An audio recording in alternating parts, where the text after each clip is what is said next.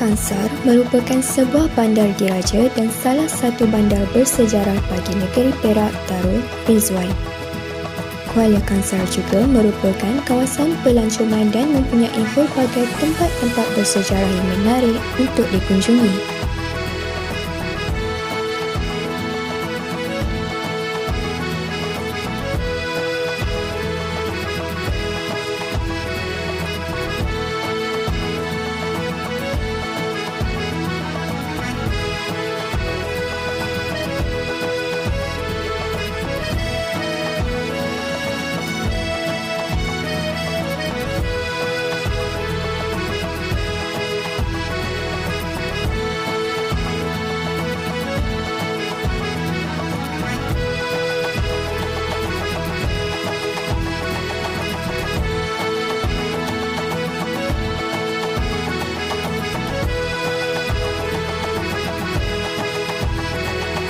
Di Kuala Kansar juga turut dikenali dengan produk-produk kraftawan yang menarik, terutama sekali pembuatan tembikar labu sayur.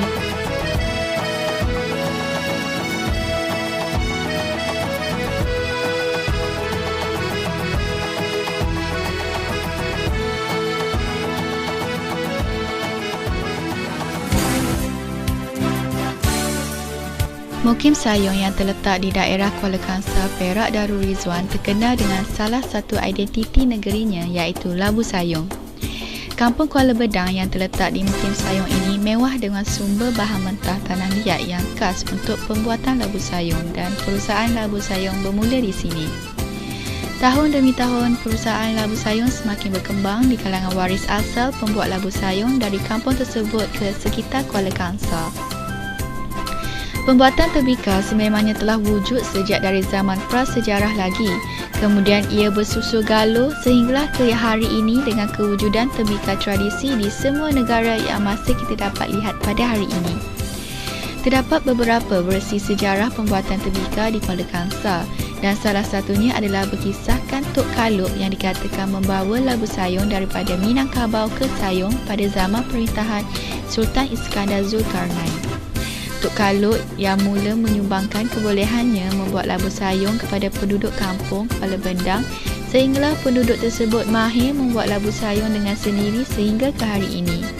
Selain itu, terdapat juga kisah mengenai masyarakat Sayong di Perak menggunakan buah labu tua yang dikeringkan dan dibentuk menjadi satu bekas berbentuk labu yang boleh diisi air untuk kegunaan menyimpan air dan minuman.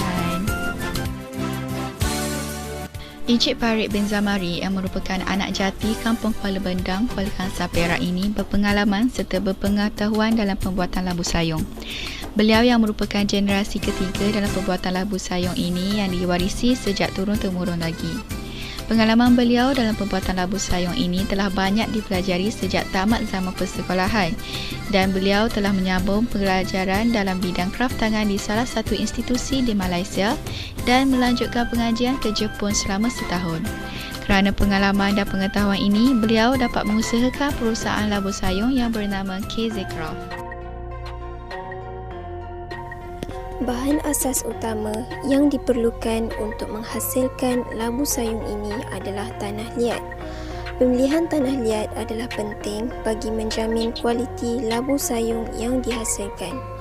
Bagi pakar pembuat labu sayong Encik Muhammad Parit Zamari, beliau mempunyai kemahiran dalam memilih tanah liat bagi menghasilkan labu sayong yang berkualiti tinggi. Beliau mengambil kira geografi tempat tanah liat diambil serta kandungan zat besi yang terdapat di dalam tanah tersebut. Dia grade lah semua warna-warna tanah tu. Kalau kita lebih kepada untuk pembakaran tradisional yang berkonsepkan semula jadi punya tanah, kita akan lebih kepada cari yang lebih nampak ada iron lebih sikit tu. So dia nampak ada bila kita menghasilkan labu yang dihasilkan tu cantik. Dia macam warna terracotta butter.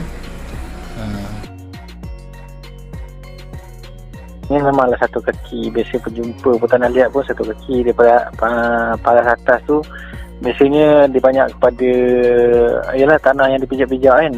So liat dia ada bahagian ada partition tu ada, memang tanah tu tak semestinya dapat 1 kaki, kadang-kadang 5 kaki, 3 kaki. Bergantung pada tempat tu, kedudukan geografi tanah tu, liat tu. Selain itu, natrium silikat dan air digunakan dalam teknik moden sebagai sumber ion untuk tanah liat dan sebagai ejen untuk mencairkan tanah liat bagi pembentukan sebuah labu sayung yang sempurna. Batu sungai ataupun bahan yang mempunyai permukaan yang licin pula digunakan untuk proses pelicinan. Manakala kulit kerang atau kayu yang diukir dengan corak bermotif tradisional seperti daun dan bunga digunakan untuk proses mencorakkan labu sayung. Bagi proses pembakaran, buluh, kayu api, sabut kelapa dan sekam padi digunakan untuk proses menyalai.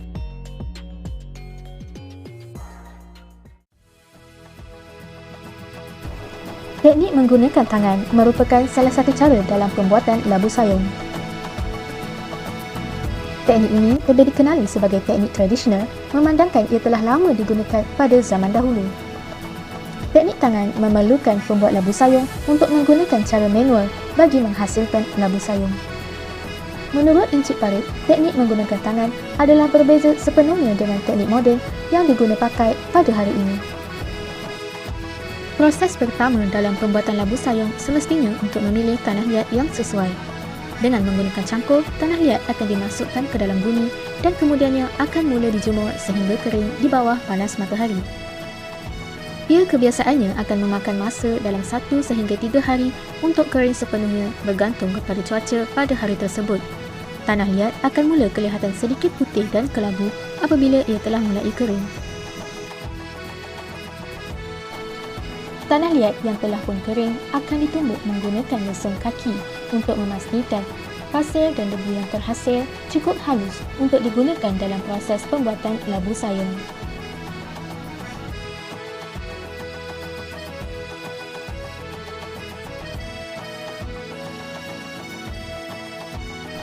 Apabila tanah liat mulai kelihatan lebih halus, ia akan diayak untuk memastikan tiada benda seng ataupun benda-benda kasar yang akan tersisa di dalam tanah tersebut. Apabila tanah telah siap dicampur dengan air menggunakan nisbah yang betul, proses menguli akan dilakukan untuk mula membentuk labu sayung. Kemahiran tangan adalah sangat penting untuk memastikan setiap bentuk corak pada labu sayung kelihatan kemas dan cantik.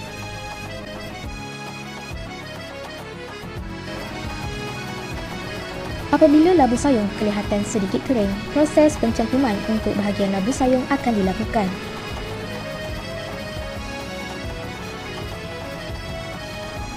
Setelah selesai mengukir dan mencorak labu sayung, ia akan dikeringkan untuk proses seterusnya, iaitu proses pembakaran.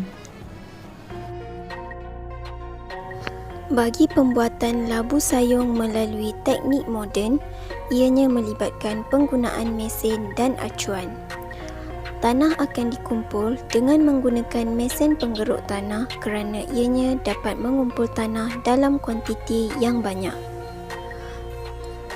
Kemudian, tanah tersebut akan dimasukkan ke dalam mesin pengisar untuk diproses.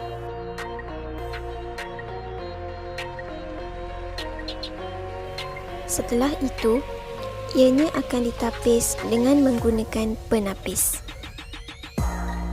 Setelah tanah tersebut ditapis, ianya akan dimasukkan ke dalam bongkah acuan yang direka khas dengan menggunakan simen kapur. Kepingan acuan tersebut mampu meresap air dengan cepat. Oleh itu, teknik yang sama perlu diulangi bagi menghasilkan lapisan dinding labu yang tebal. Apabila ketebalan dinding telah mengering dan mencapai tahap ketebalan yang diinginkan, acuan akan diterbalikkan untuk membuang lebihan tanah yang masih cair untuk membentuk lubang kosong. Setelah itu, ia akan dikeringkan dan pembuangan lebihan tanah liat akan dilakukan. Proses ini menggunakan mesin elektrik dan akan mengambil masa selama kira-kira 4 minit. Akhir sekali, labu sayung separa kering ini akan dicantikkan dengan menggunakan alatan kayu yang diukir dengan corak bermotif tradisional seperti bunga cengkeh, bunga lawang, bunga tanjung dan lain-lain. Dan kemudiannya, ia akan dibakar. Bagi proses pembakaran, kayu api, bulu, sabut kelapa dan sekam padi digunakan untuk proses menyalai. Proses ini mengambil masa kira-kira 15 jam bagi setiap sesi. Setelah disepuh, labu sayung tersebut akan berubah menjadi hitam sebaik dikeluarkan. Perbezaan hasil akhir bagi teknik tradisional dan moden menggunakan acuan ini adalah bahagian dalam bagi teknik tradisional adalah lebih kasar berbanding menggunakan acuan yang lebih licin.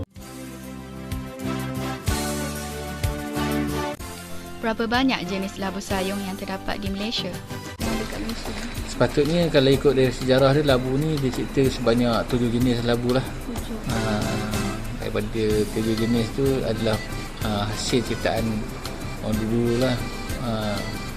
Jadi sampai sekarang ianya masih orang kata diminati lah, dan diterus oleh generasi musuh-musuh sekarang. 7 jenis labu sayung tersebut adalah labu panai, labu lepap, labu gelugur, labu tanah, labu terenang, labu air dan labu geluk. Labu sayung tersebut mempunyai ciri yang berbeza. Ciri-ciri tersebut adalah seperti bentuk, warna, corak, sejarah, bahan dan peralatan yang digunakan dan cara pembuatan.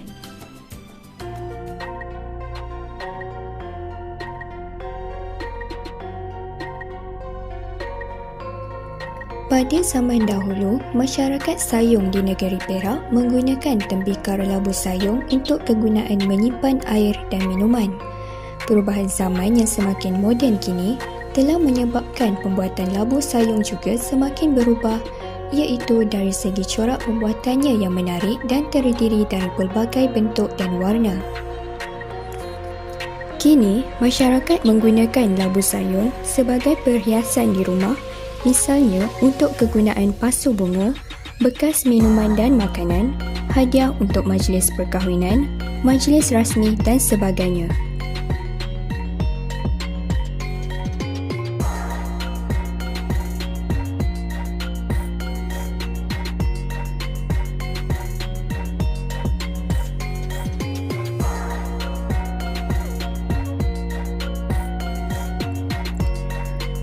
Menurut Encik Parip, labu sayung juga memerlukan penjagaan yang rapi, antaranya kerap membersih dan mencuci permukaan badan labu sayung untuk mengelak kewujudan kulat atau debu.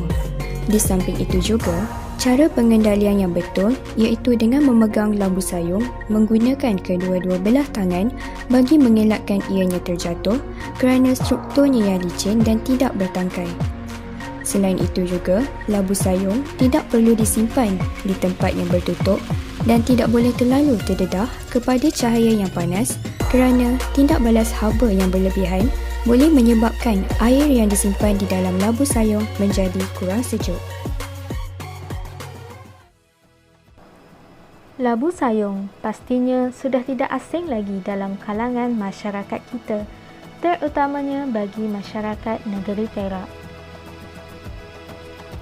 Sehingga kini, banyak maklumat yang boleh diperoleh hanya dengan melayari internet.